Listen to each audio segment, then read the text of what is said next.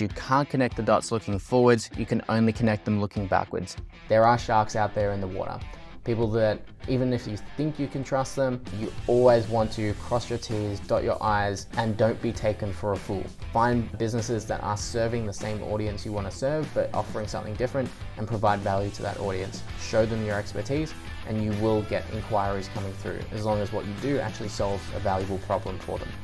There is no shortcut. You've got to learn the skills, you've got to build reputation, provide value, and then people will start paying you. If you don't do those things, then you're going to churn and burn through clients. I'm just staying in my lane because I know every time I get pulled away in terms of distractions or focus, it all goes to shit.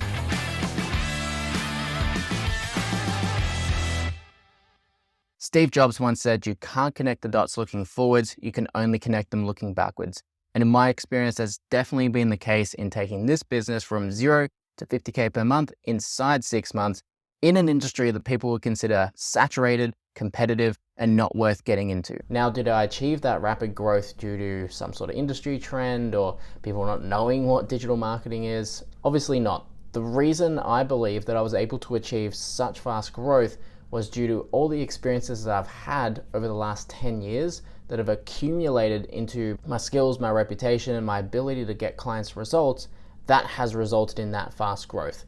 Not through some magical tactic that I'm going to share with you today, although I will go into at the end the strategies that I did use to acquire my first initial clients that enabled this fast growth in the first place. And it all started in the fitness industry. I started as a personal trainer, running boot camps in parks, walking around shopping centers, handing out flyers, basically doing grunt work sales, knocking on doors in some cases as well. I was giving free boot camps away so that people could come down, they could check it out for a week, and then if they like it, they could come back the next week, and I charged $5 a session. So nothing groundbreaking there. And then from there, I went into working inside an actual gym where I was paying rent to the gym each week to obviously use their facility and start training clients. And that was where I started to learn a little bit more about sales strategy, packaging offers, how to present yourself, market yourself, all that sort of stuff. And I very quickly rose to being the highest paid trainer in that gym through just following what the gym manager told me, which was call every member that hadn't been to the gym in the last 2 weeks, ask them why they haven't been to the gym, what they want to achieve out of their membership, and then invite them down for a free training session, which, as I'd been using the free boot camps before to get clients, was something that was definitely not new to me. So to me, it was better than going and knocking on doors and handing out flyers and stuff like that. So yeah, of course, I'll start calling the database. None of the other trainers were doing that. So I just basically had my pick of people that were interested in training. So I'd give them these free sessions, they'd come down. She also told me to package my offer. Don't just offer personal training. Don't just say, yeah, my sessions are, I think it was $90 an hour at that time. She told me to package them into 12-week blocks. Tell them inside that 12 weeks, I want you to know everything that I know so that you don't need me after that 12 weeks. And that's what I did. I followed her advice, and every person I gave that free trial to, that I sat down and presented that offer to, ended up becoming a client. So again, I very quickly became the highest paid trainer in that gym just through following the manager's advice, which for whatever reason, none of the other trainers were doing. So I was hitting the phones, walking the gym floor.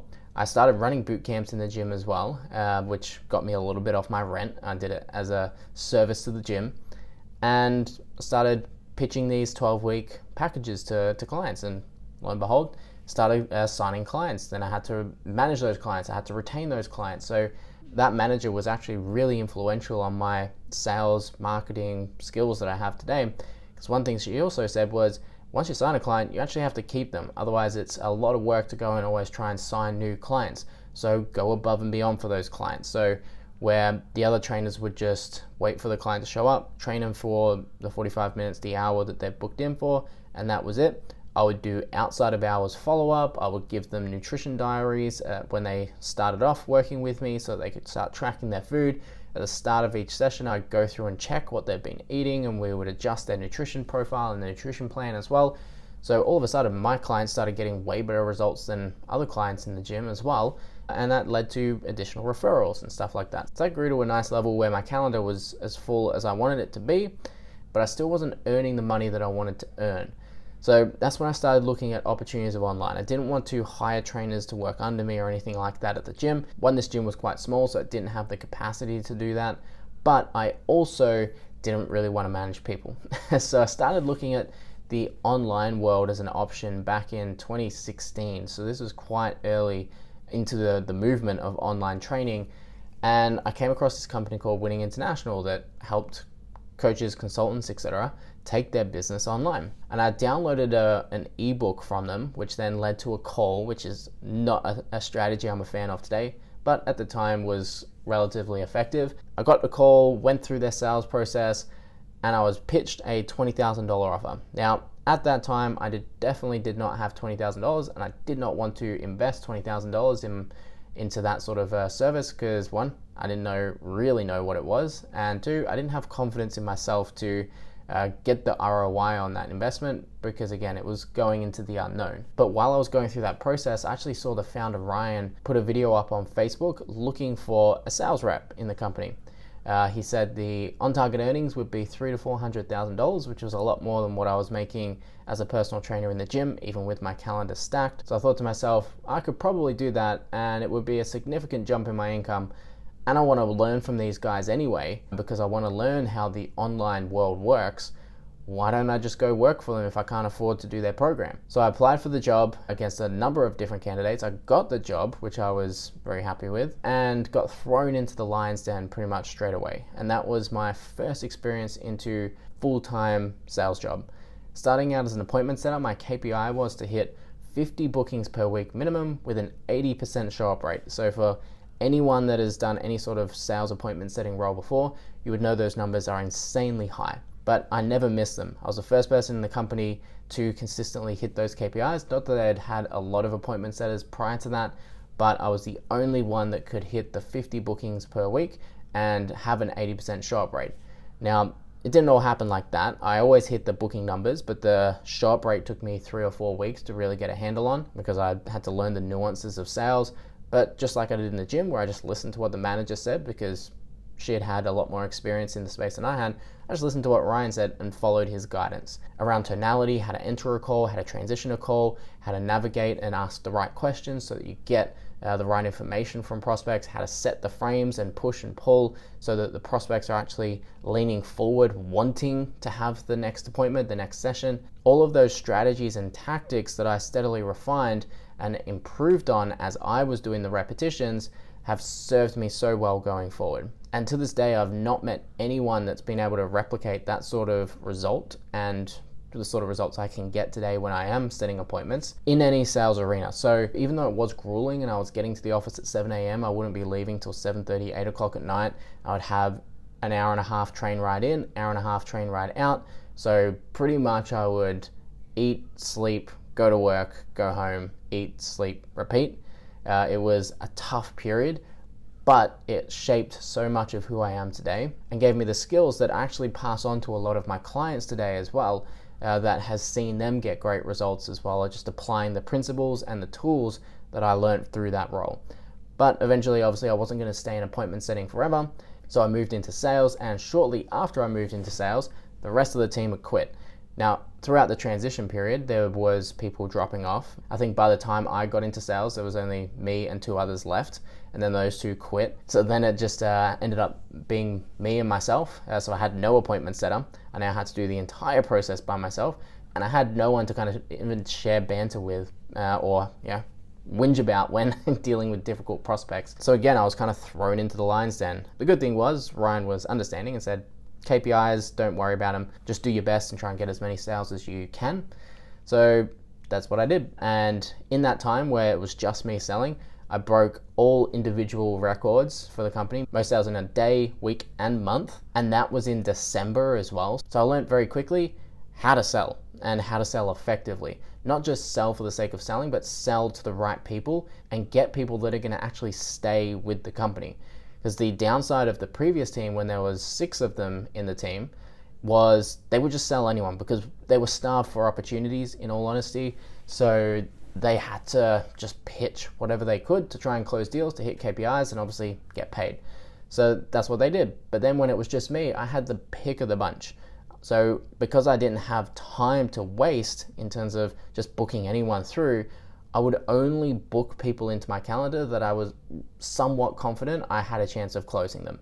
So they had to be very qualified, they had to meet all the criteria, and I set the expectations super well. So throughout that period as well, we actually had our best period of customer growth in terms of net promoter score and retention, because I was signing the right customers, I was signing the right clients. But that was short-lived. When come the January, they hired an entirely new team and everyone was back to fighting for scraps. So there wasn't enough leads to go around, there wasn't enough quality leads to go around. My performance dropped, everyone's performance was average. And in the month of December, where I knocked through 17 sales, I think it was, we only put up 30 something in the January. So even though that's a double increase in revenue, we also hired 5 new people, so 5 new salaries plus commissions to hit that number. So that obviously indicated that there was a massive loss in efficiency.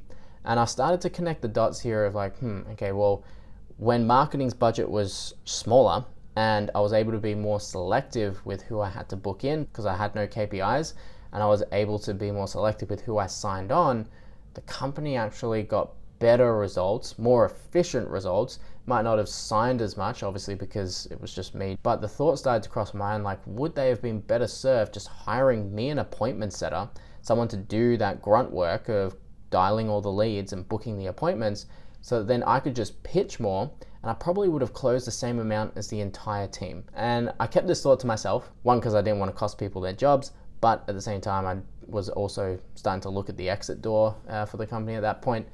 So I kept that thought to myself, but it started to connect some dots between marketing's influence on sales and overall market dynamics, which fast forward to today, which has played into my understanding of how I get clients' results. So although it was a tough period, I barely saw friends or family, had no time to myself. I was up early, out late, never at home.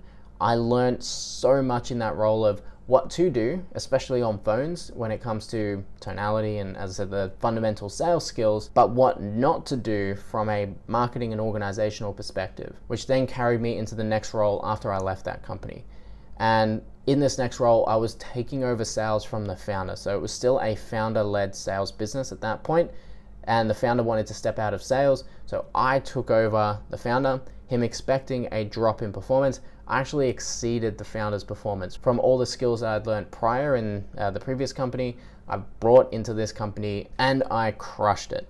We grew exponentially throughout that year. For me, I was putting through over $200,000 a week worth of new contracts, cash collected, because we were able to get financing for clients then. It was a lot more lenient. Banks were handing out cash a lot more, so it wouldn't be possible today. But at the time, a lot of businesses were leveraging business financing to get solutions like we're offering, which is done for you marketing services. So we're absolutely flying throughout that year, targeting the fitness industry. And one of the things I'm super grateful for from Jay, the founder, was he just let me kind of run my own show and he listened to what I had to say. So me in sales, I was playing this pivot role between him in customer success, because he was still looking after the clients, and the marketer who was driving the leads, where Jay would give me feedback on the quality of the clients, if I set the right expectations, if I found the right people, etc.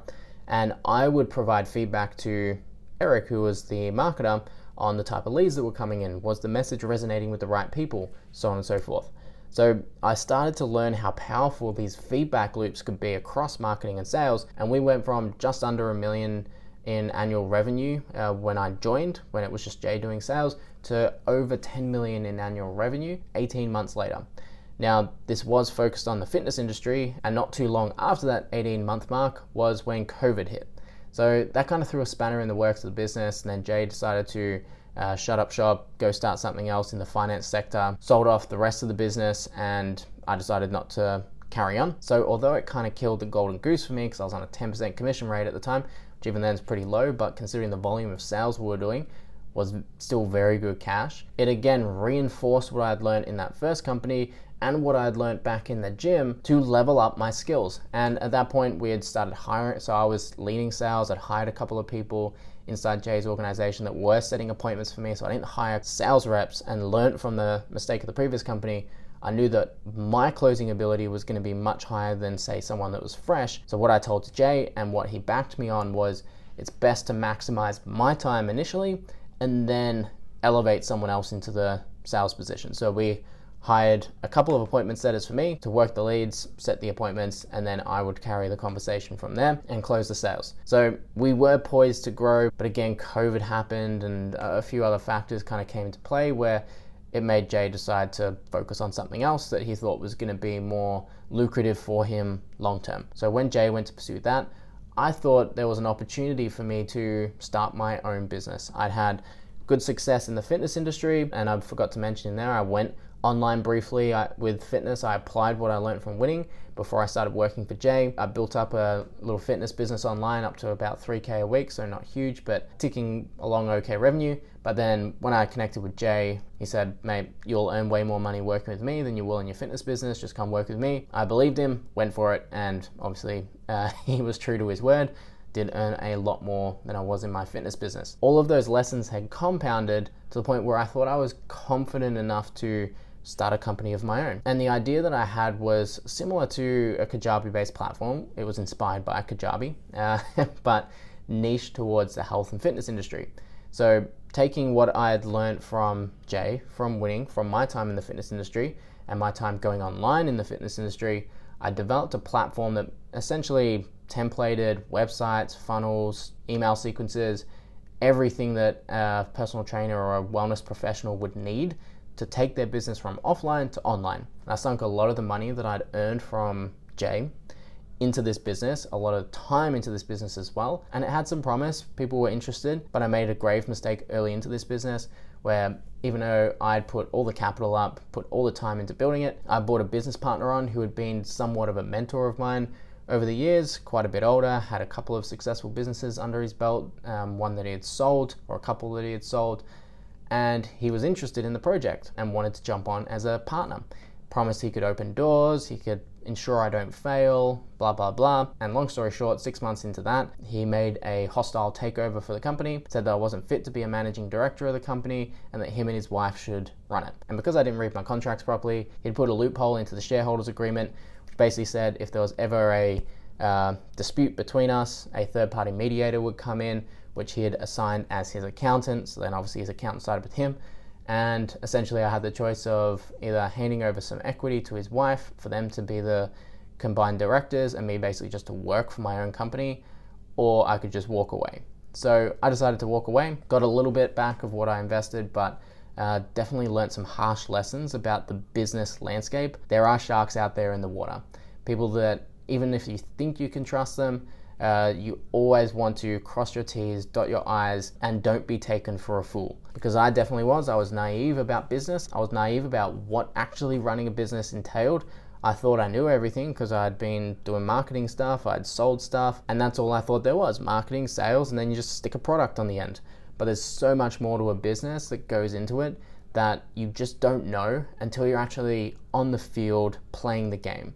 And contracts, operations, legal stuff, finances, all of this comes into play when all I wanted to do was build a product that I could sell. So probably one of the hardest experiences in my life, but I got through it. I walked away from the company.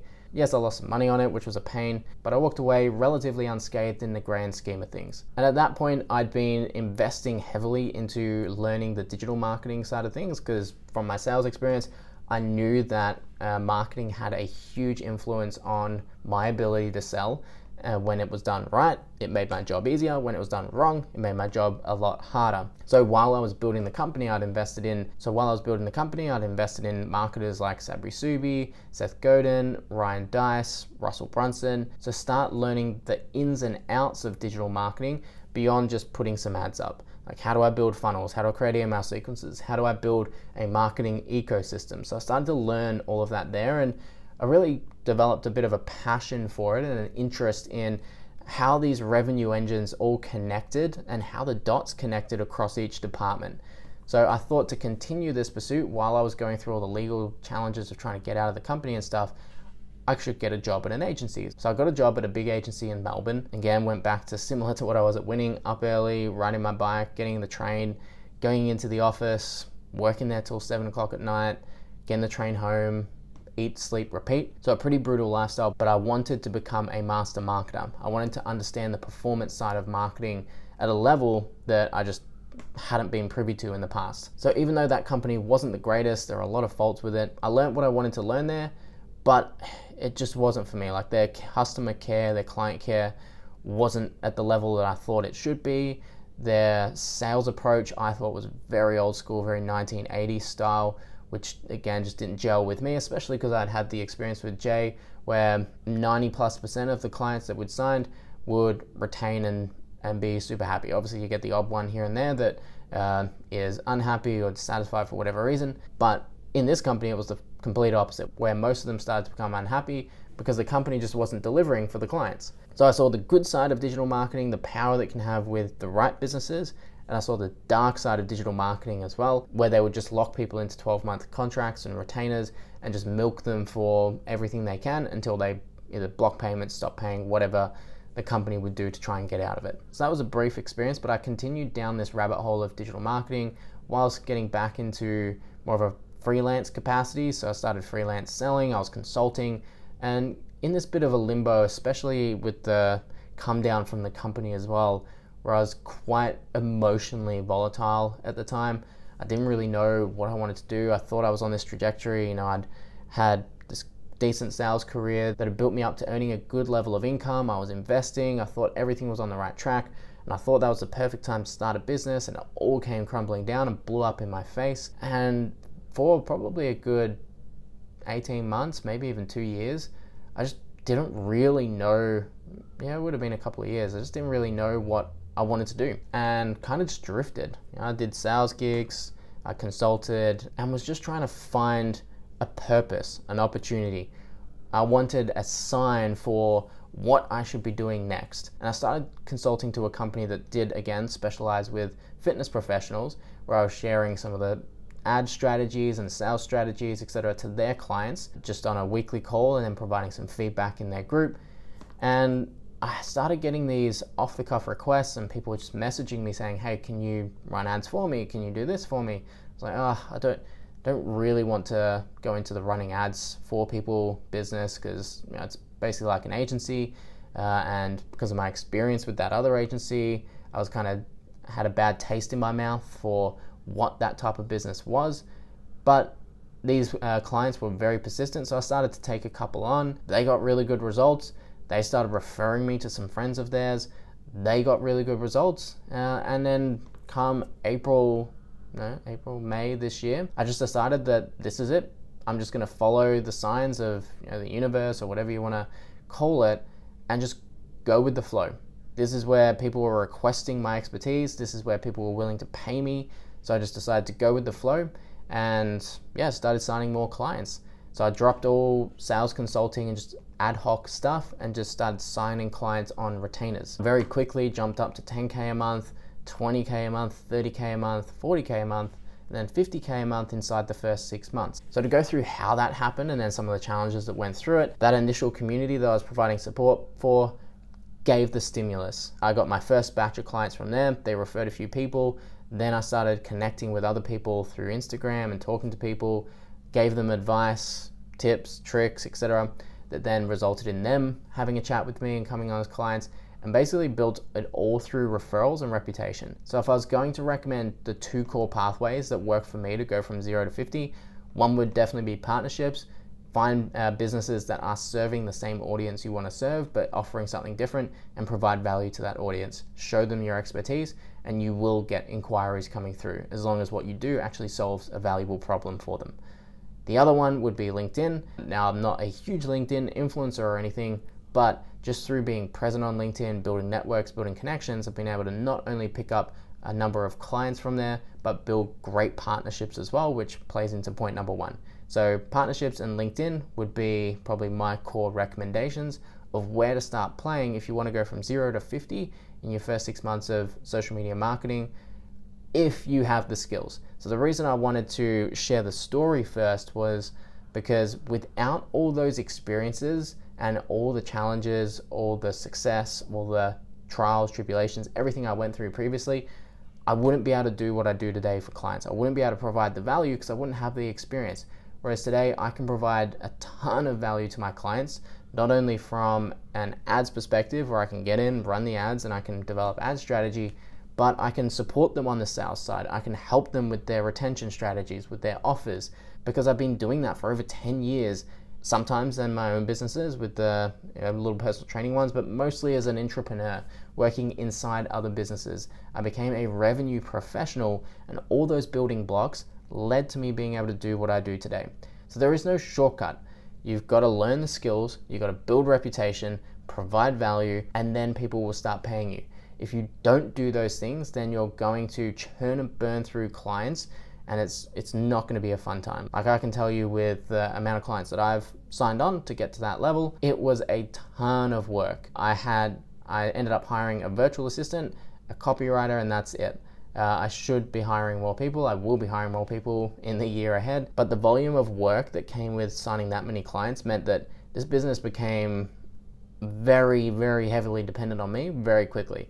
So although 0 to 50K in 6 months sounds awesome, sounds really appealing, and obviously financially it's relatively decent, but it also required a ton of work and 10 years of experience prior to have that burst of acceleration. So I really want to stress, if you want to get into this space or any space as an entrepreneur, earn your stripes. That's something when I was younger I was not focused on. Even though I subsequently did that through just sheer persistence and pursuit, I was always looking for the biggest paycheck. I was always looking for the exit door. What's the business idea I could start? I started trading, I did crypto, I did this, I did that. I had shiny ball syndrome while I was younger because I never stayed focused on the one thing. Sales just ended up by chance being the one thing I stayed focused on because it just made the most money.